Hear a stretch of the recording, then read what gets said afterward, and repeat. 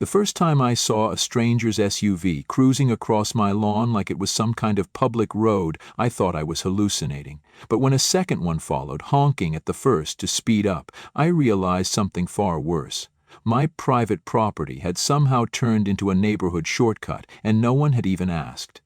It felt like waking up to find your backyard turned into an exit ramp. At first, I genuinely thought maybe I was misunderstanding something. I'd only lived there for a few months and was still learning the quirks of the land. I had bought the house because it sat just outside an HOA neighborhood on its own secluded plot of land. That detail mattered to me. I wanted privacy, freedom, and no nitpicking rule enforcers deciding what shade of beige my garage should be. It was peaceful. Until the tire marks started appearing. There was a narrow stretch of dirt and gravel on the far end of my lot that bordered the HOA community. It wasn't paved, no signs, no lights, just a line of trampled weeds. When I first noticed it, I assumed it was an old utility access route, or maybe something the previous owner used occasionally. But then more cars started using it, and not just the occasional lost driver. It became a whole parade. Mornings, evenings, sometimes even in the dead of night, headlights would sweep across my property like a low-budget drive-in theater. At first I stood by my porch just watching, confused. Some drivers even waved, like I was a traffic cop stationed to bless their passage. I tried to laugh it off. Maybe it was temporary, maybe a GPS glitch was directing people here, but I quickly learned this was no accident. They were choosing to use my land. The situation escalated quickly. One evening I came home from work to find a car stuck in the mud near the side yard, its wheels spinning and flinging dirt like it was trying to win a monster truck rally. The driver had the nerve to shout, "You should really get this part paved, man. It's super bumpy." That was the moment I knew I was in for a wild ride. I started asking around. Turns out, people in the HOA neighborhood believed this dirt path was a communal access route, even though it was clearly fenced on both ends and marked on the property map as mine. One neighbor told me, "Oh yeah, everyone's been using that road for years, way faster than going around," as if convenience trumped ownership. It wasn't just about trespassing anymore, it was about entitlement. To test the waters, I put up a simple sign, "Private property, no through traffic."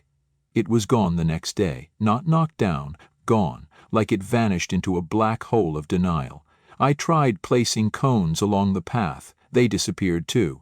At one point, someone even moved them aside and arranged them in a smiley face, like mocking the very idea of boundaries. The final straw came on a Saturday morning. I had barely stepped outside with my coffee when I saw a luxury sedan drift wide across the path and chew through part of my lawn. Deep ruts carved into the grass I had just seeded. The driver, an older woman in tennis gear, didn't even stop, just zipped right through, leaving muddy tire trails like a personal signature. That afternoon, I drove down to City Hall and pulled every document I could about my property lines. I met with a local contractor. I measured, remeasured, and double-checked every inch. The verdict was crystal clear. That strip belonged to me. Not public land, not shared land, not easement land, just mine. I wasted no time. I scheduled the installation of a proper metal gate with a keypad lock. Nothing dramatic, just something functional to send the message that this was no longer a free-for-all. I even added reflective tape and a bright red sign saying, "Do not enter, private property." The gate went up on a Tuesday. By Wednesday morning, the neighborhood lost its collective mind. I returned from a quick grocery run to find a sleek black SUV idling at the gate. The driver was leaning on the horn like she was trying to summon the devil himself. I parked and approached. That's when I met her. Karen Hiddleston in all her HOA glory.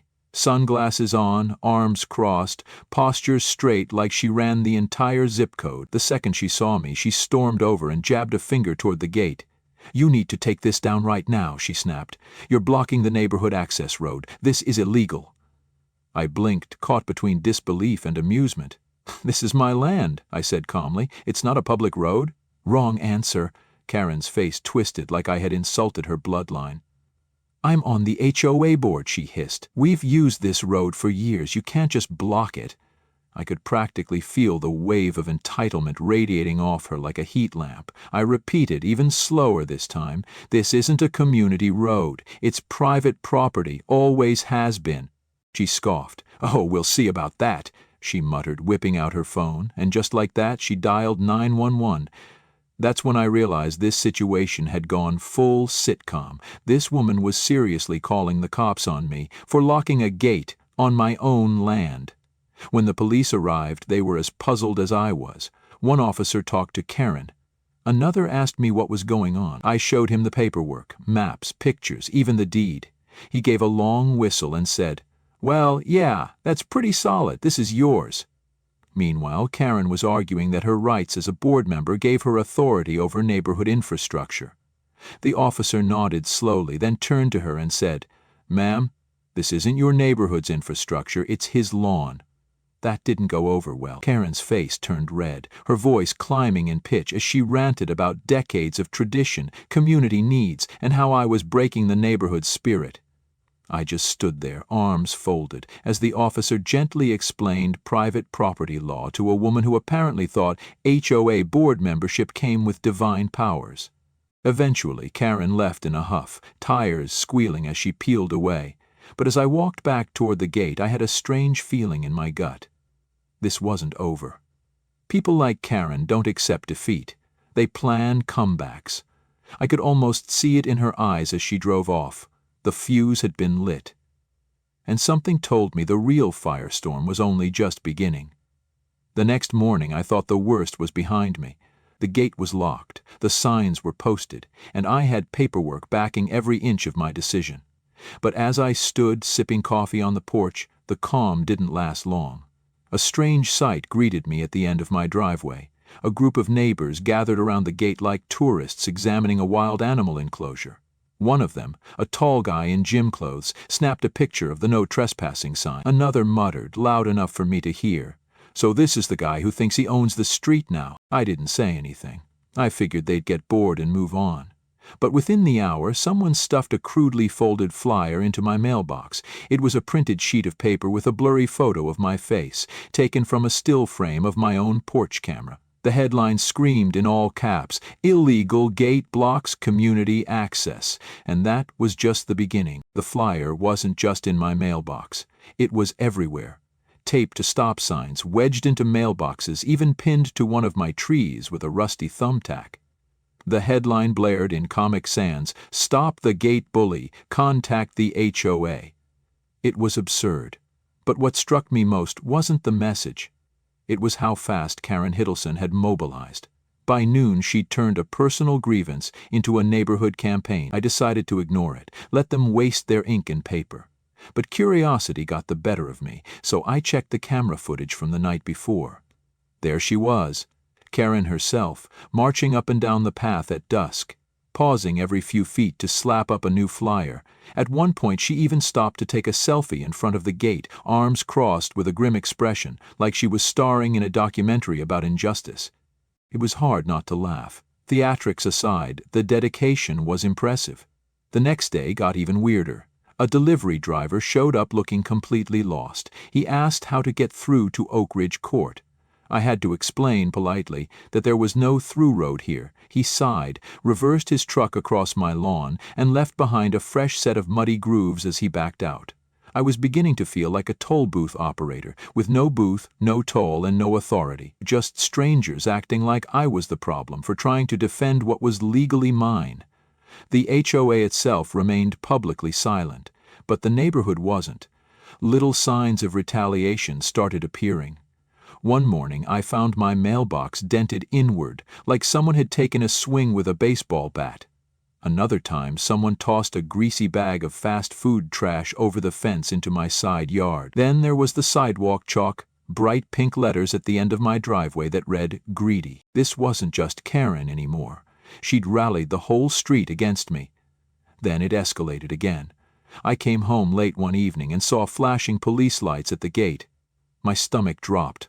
For a moment I thought someone had tried to break in.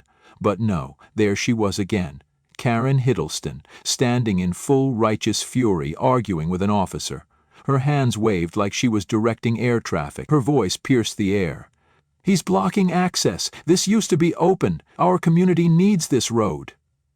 The officer looked tired, maybe amused, like he'd seen this kind of suburban HOA drama before. I parked and walked over. The officer turned to me. "You the property owner?" "Yes," I said calmly. "Here's my paperwork." I handed him the same folder I'd shown the last officers: deed, survey, zoning information. He flipped through it, nodded, and said, "This all checks out." Karen jumped back in immediately. "You can't just shut off a road like this. People depend on it. This is part of our community flow." I replied, "It's not a road. It's private land. It always has been." The officer looked at her. "Ma'am, I understand your frustration, but this is clearly private property. He has the legal right to restrict access." Karen's face twisted. "But it's been used for years. Doesn't that make it public by default?" The officer blinked. "No, ma'am, that's not how it works, not unless there's a legal easement, and there isn't one on record." She looked like someone had told her gravity was optional. "This is going to destroy our neighborhood traffic system," she snapped. "I'm calling the HOA president." The officer thanked me for cooperating and advised me to report any further harassment. He left. Karen didn't. She stayed by the gate for 10 full minutes, pacing and muttering into her phone like a villain in a low-budget political thriller. Eventually she stormed off. But the message was clear. This wasn't just about the shortcut anymore. This was about control. The days that followed were eerily quiet. No more flyers, no angry foot traffic, no trash over the fence. And that made me nervous. People like Karen don't vanish, they regroup. Sure enough, by the weekend, I got a certified letter in the mail, this time from the HOA itself. It was polite but pointed. A special meeting had been scheduled to discuss a concern regarding community access impacted by a physical obstruction, in other words, the gate. I wasn't even part of the HOA. Yet they were dragging me into a meeting like I was some rogue tenant refusing to follow the rules of the kingdom. I called my friend Brian, a real estate attorney who specialized in property disputes. I told him the whole story. He laughed. "These people always think they have more power than they do," he said. "Let them bluff. We'll bring facts." We prepped for the meeting. I printed out fresh copies of every relevant document. I even edited together a short video compilation of my camera footage, cars tearing through my yard, Karen posting flyers, her gate selfie, and more. If they were putting on a show, I was bringing receipts. The night before the meeting, I got one last reminder of what I was dealing with. I found a fresh set of tire tracks across the edge of my lawn and a laminated note pinned to the tree. It read in bold Arial font, "This path belongs to the people." No signature, just passive-aggressive entitlement. I took photos and added them to my evidence pile. I spent that night rehearsing, not because I was nervous, but because I wanted to be absolutely clear. No shouting, no dramatics, just truth, confidence, and law. I glanced at the camera feed one last time. Karen drove by, slowly, glaring at the gate like it had personally offended her family name. I nodded at the lens. We were in this together. The line was drawn. Tomorrow, I'd find out how far they were willing to cross it. The board president turned toward me and gestured politely. "Mr. Callahan, would you care to explain your actions?" I nodded, stood up, and opened my folder. "Sure thing," I said, trying to sound cooperative but firm. "This land is mine. It's legally mine. It's marked as private property on township maps. It's registered as part of my parcel, and there's no easement or agreement granting anyone else access through it. I've had issues with trespassing, property damage, and safety concerns, so I put up a gate to protect my land. That's it." Before the board could respond, Karen Hiddleston leaned forward and launched her attack. "That's not the full story," she said, her tone polished but aggressive. "This path has been used for decades. It's the most convenient access point for dozens of families. You moved in recently and decided to change something that affects everyone. We're not trying to invade your home, but this is a disruption to the entire neighborhood." I calmly pulled out the township's property map and held it up. Used or not, it's still private land. There's no legal precedent that allows community usage to override ownership unless an easement was officially recorded. And it wasn't. Karen rolled her eyes and replied, "Just because you have a piece of paper doesn't mean you can do whatever you want. That shortcut is part of our lives. You're treating your neighbors like enemies." Brian stood up and cleared his throat, his voice sharp and deliberate. "With respect, that's exactly what the paper means. Property laws are not suggestions. You don't get to rewrite ownership because it's more convenient for a few drivers to cut across someone's yard." There was an awkward silence. One of the other board members, a younger woman who looked like she'd rather be anywhere else, raised her hand gently. "Do we have any actual documents from the HOA that show this path as a sanctioned access point?" Karen quickly turned toward her. "No, but we've always acknowledged it. It's just something we've all known." The woman gave a slow, skeptical nod. Another board member asked, "Has the HOA ever maintained this road, paid for gravel, signage, anything?" Karen paused, then shook her head. "No, because it was always just there." The conversation began to shift. The more Karen insisted that long-term use gave her the right to dictate what I did with my land, the more the board seemed uncomfortable. I could sense the change in the room. The certainty Karen had when I walked in was fading fast. The board president glanced at my documents, then looked toward Karen. "Miss Hiddleston, while we understand the importance of tradition and convenience, we also have to acknowledge legal boundaries. If the property is indeed private, we don't have authority to regulate it." Karen looked like she'd swallowed a lemon. "So what, we just let him cut us off? That's the message we're sending?" I responded before anyone else could. "No. The message is that people should respect property lines and ask permission before using someone else's land. I'm not doing this to spite anyone. I'm doing it because I shouldn't have to repair ruts in my yard every week or call the cops because someone thinks they can use my backyard as a road." Brian chimed in again, this time with a slight smirk. "If your board wants to pursue legal action, that's your right. But I'd advise checking with a real estate attorney before wasting anyone's time." Karen suddenly stood up and slammed her hands on the table. "This isn't over. You're causing division in this community. You've made things worse for everyone, and I won't let this slide. I'm escalating this, higher up, county, state, whatever it takes." Her voice cracked slightly. Not from sadness, but frustration. She had come here expecting a victory lap and was now losing control of the room. The board president raised his hand. "Mrs. Hiddleston, please. That's enough. We've heard both sides. At this point, we're not in a position to pursue action against Mr. Callahan." There was a murmur of agreement from the other board members. Karen's face fell. The anger didn't leave. It just simmered beneath the surface, bottled up for another day. She didn't even look at me as she gathered her papers and stormed out of the room. The meeting adjourned shortly after. A few board members even apologized to me for the inconvenience. One of them approached me privately and said, "We were misled." I think she let personal feelings cloud the facts. As Brian and I walked to the car, he chuckled and shook his head. "She really thought HOA power extended beyond the neighborhood lines. That's adorable." I felt a small wave of relief. But I wasn't stupid.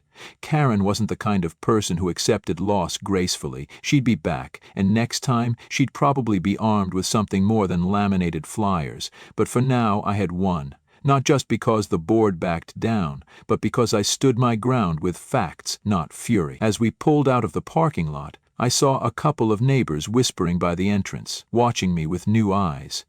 I didn't know if they were on Karen's side or mine, but one thing was clear. The war wasn't over. It had only paused.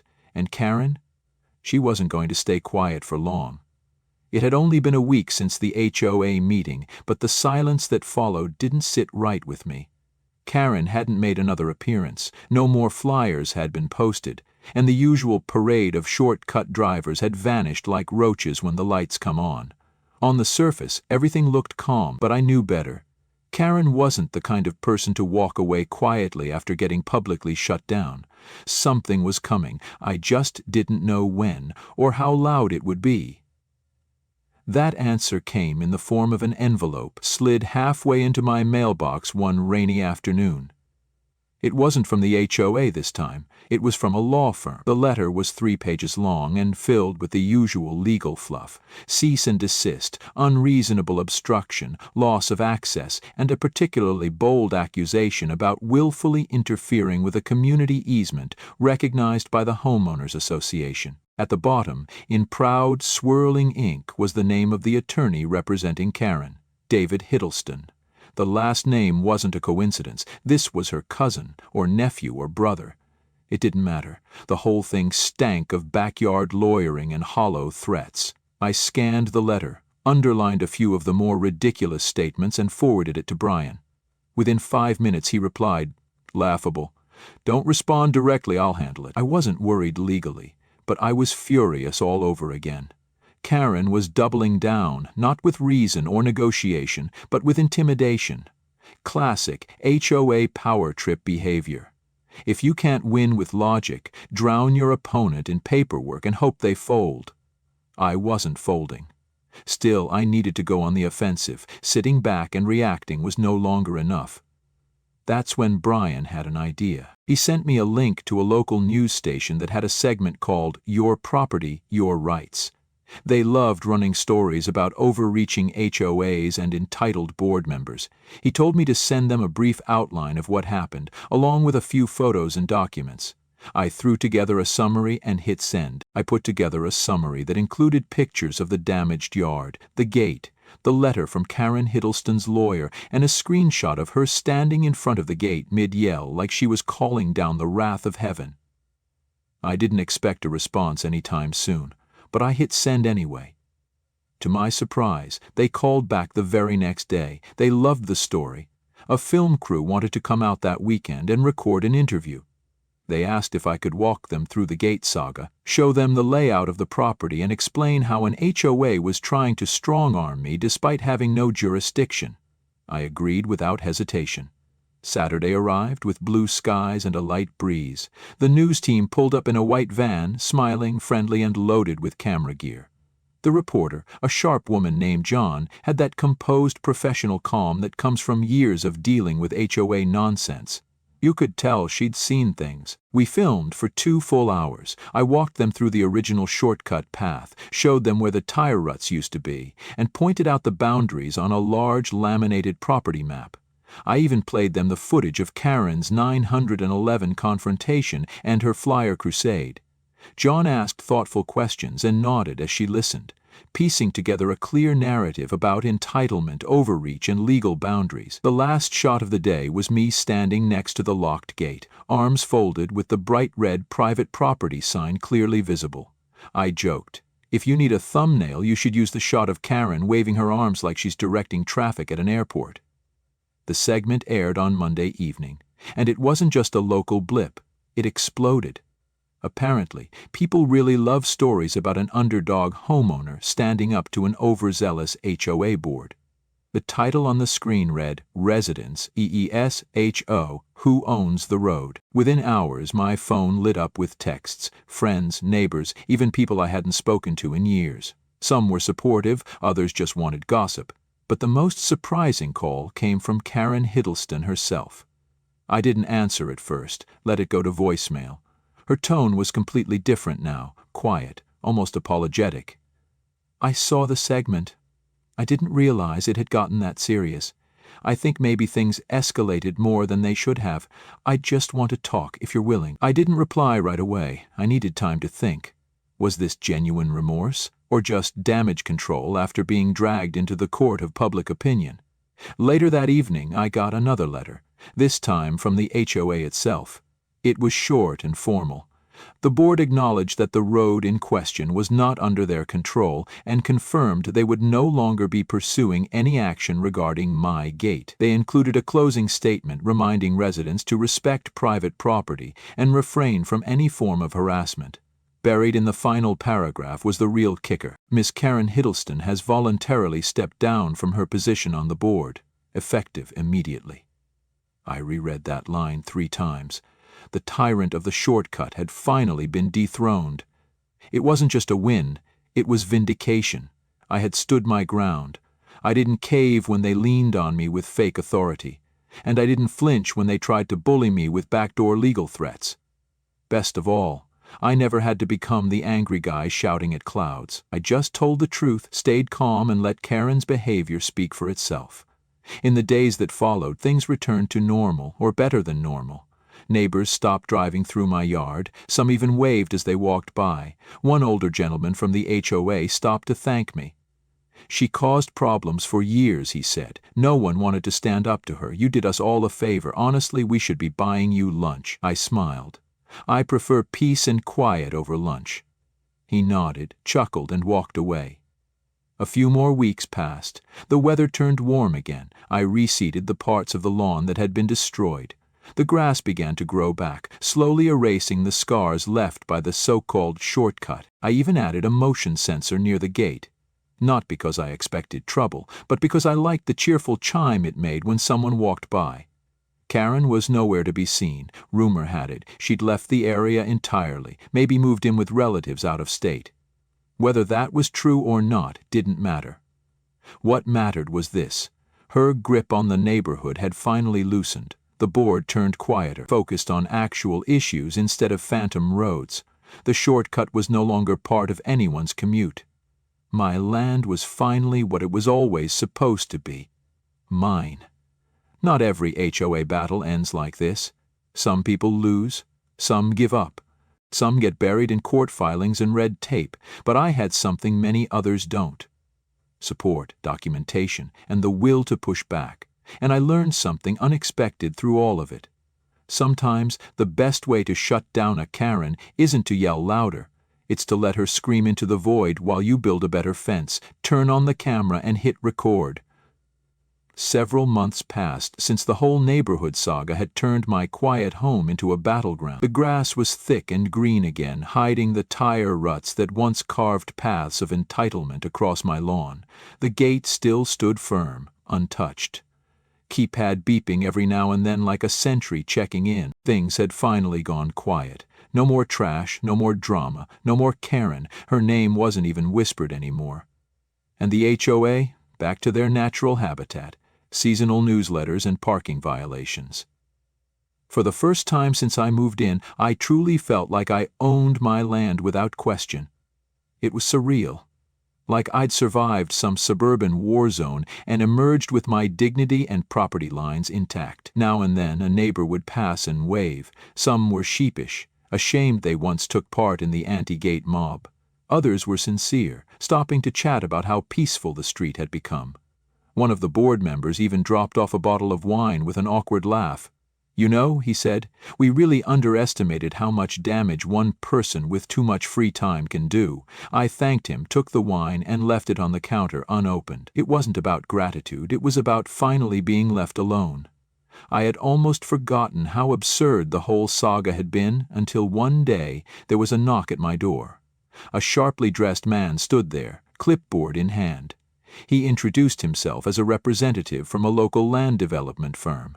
I braced for a sales pitch, but instead he offered something I didn't expect. The firm wanted to purchase a narrow strip of land that bordered both my property and the HOA's southern fence. Their goal? To connect it to a new pedestrian trail system the county was planning. It would eventually link several neighborhoods and parks. They didn't want to pave it or run trucks through it. They wanted to turn it into a landscaped walking path with benches, solar lighting, and a bike lane. I stood there a moment trying to process the irony. The very shortcut that had caused so much chaos might actually become something good, something useful, something legal, and on my terms. I told them I'd consider it and asked for everything in writing. Over the next few weeks I reviewed the proposal with Brian, who seemed more amused than cautious. "I never thought you'd be the one to rebrand the infamous HOA warpath as a scenic route," he said, chuckling. But the more we read, the more it made sense. The county would handle all liability. The development company would install clear fencing to separate my yard from the new trail. There would be no vehicle access, no HOA involvement, and they were offering a decent chunk of change for the small section of land they needed. I negotiated one key clause into the contract: no HOA signage or claim of ownership could ever be posted near my property. I wasn't about to give them even the illusion of control again. The deal was finalized shortly after. Construction began quietly, with landscapers and surveyors moving carefully along the old path that once hosted an unauthorized daily traffic jam. Within 2 months, it had transformed. The dirt track was replaced by a crushed gravel trail, bordered by low shrubs and small solar lights. A wooden bench appeared beneath the large oak tree at the edge of my property, and where my gate stood I added a new sign, simple, painted white, mounted just high enough to catch the eye. It read, "No vehicles beyond this point. Walk if you must, respect if you can." I wasn't trying to be petty, but I wasn't going to forget either. That gate had been more than metal and hinges. It had been a statement, a stand against a culture of entitlement that had taken root in the name of convenience. And now, it was a quiet marker of victory. People started using the trail almost immediately. Joggers in the morning, parents pushing strollers in the afternoon, teenagers on bikes with Bluetooth speakers and snack-filled backpacks. But they stayed on the path. No one veered into my yard. No one assumed it was theirs to claim. It was working. One afternoon, while tending to the garden along the side of my house, I overheard a group of teenagers walking by. One of them pointed at the gate and said, "That's the spot from that news thing, right?" The gate lady, his friend, laughed. "Dude, that was wild. Imagine trying to sue someone over grass." They shook their heads and kept walking, still laughing. Their amusement made me grin. Karen Hiddleston had become a local legend, but not the kind she wanted to be. She was a cautionary tale now, a reminder of what happens when imagined authority collides with actual boundaries. Weeks turned into months, and peace became the new normal. The HOA, perhaps still licking its wounds from the public backlash, never contacted me again. I received one final letter from them, a printed apology, likely drafted by some reluctant lawyer. It clarified that the HOA no longer claimed any interest or concern over my property. It was late, hollow, and slightly defensive. Still, I filed it away, not out of spite, just for the record. Occasionally, strangers who'd seen the news segment would message me online. Some shared stories of their own battles with overreaching HOAs and stubborn board members. Some just wanted advice. Others simply wanted to vent. I always told them the same thing: document everything, stay calm, and never underestimate the power of public exposure. People like Karen thrive in silence. They rely on their targets being too polite, too overwhelmed, or too unsure to fight back. But the moment you make noise, the moment you shine a light, they lose their power. One crisp spring morning I sat on the bench by the trail, sipping coffee and watching the sun rise over the quiet landscape. Birds chirped in the trees. A few joggers passed by with polite nods, and the gate stood tall behind me like a loyal old friend. There was no drama, no trespassing, no yelling about easements or neighborhood unity, just calm, just space, just mine. The fight had been messy, frustrating, at times completely surreal, but I wouldn't change a thing. I had learned more about boundaries, legal and personal, than I ever expected to. I had seen firsthand how quickly control can become obsession, how rules can be twisted to serve egos, and how powerful it is to simply say no and mean it. In the end, I hadn't just protected my land. I had earned the one thing that mattered most: peace. And every now and then, when I glance at the gate and remember the chaos it once stood against, I can't help but smile. If Karen Hiddleston is watching from wherever she landed next, I hope her new neighbors have really tall fences. It started with a single SUV rolling across my yard like it was a public road, then another, then dozens. What began as confusion turned into a full-blown suburban turf war, because my private property had become the shortcut for an entire HOA neighborhood. I fought back with paperwork, a locked gate, and patience. What followed was sabotage, screaming, and a woman named Karen Hiddleston who thought her HOA board seat gave her divine authority. But when she called the cops on me for protecting my own land, I didn't shout. I showed the deed, and I won. The lesson? Know your rights. Document everything. Never underestimate how far entitlement can stretch, but also never underestimate what quiet resolve and truth can do in return. If you're facing HOA drama or neighborhood overreach, don't just vent, stand firm, shine a light, and fight smart. If you found this story insane, inspiring, or both, follow and subscribe to HOA Revenge. We've got real stories, real justice, and more Karen showdowns than your ring cam can handle. Because in today's world, sometimes the only way to protect your peace is to lock the gate and hit record.